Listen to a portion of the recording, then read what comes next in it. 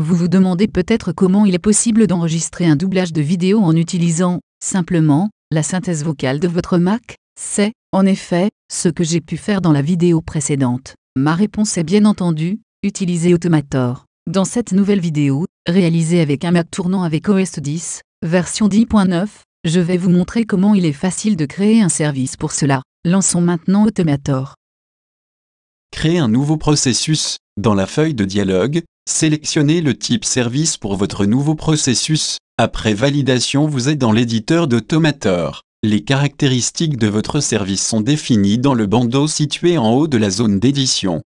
Votre service doit accepter du texte. Il doit aussi être accessible sur n'importe quelle application. Les autres options ne seront pas utiles pour cet exemple. Ajoutons maintenant l'action convertir du texte en fichier audio en la cherchant dans la bibliothèque d'actions. Ajoutez-la dans l'éditeur, puis, dans les options de l'action, cochez la case pour que l'action s'affiche lors du déroulement du processus. Nous allons maintenant personnaliser le nom du fichier produit par cette action. Notez que les fichiers seront enregistrés sur le bureau du Mac. Allez dans la bibliothèque des variables. Cherchez la variable qui donne la date du jour. Faites-la glisser dans le champ texte de l'action pour définir le nom de fichier. Ajoutez un espace, puis répétons la manœuvre pour la variable de l'heure courante. Nous pouvons maintenant ajouter un nom commun comme doublage.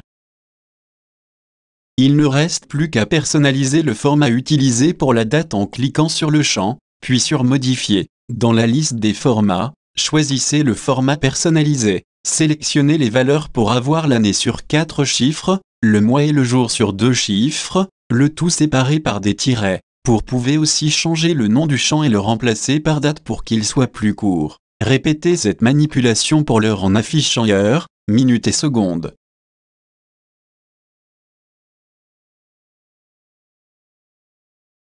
Le service est maintenant prêt, il ne reste plus qu'à l'enregistrer avec le nom enregistré comme doublage.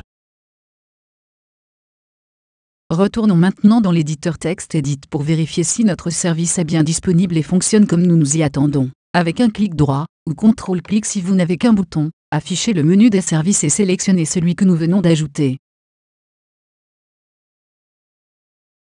Dans les options, choisissez une voix francophone qui vous convienne. Cliquez sur le bouton Continuer pour valider le choix et générer un fichier audio. Vous pouvez voir ce nouvel enregistrement apparaître sur le bureau. En l'ouvrant avec coup d'œil, nous pouvons vérifier que le résultat correspond à nos attentes. Dans cette nouvelle vidéo, réalisée avec un Mac tournant avec OS 10, version 10.9, je vais vous montrer comment il est facile de créer un service pour cela.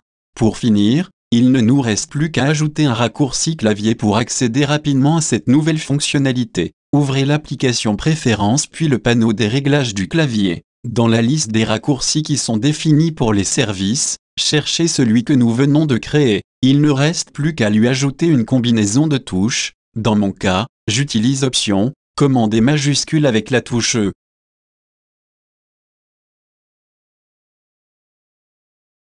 Un petit retour dans TextEdit permet de tester rapidement ce nouveau raccourci.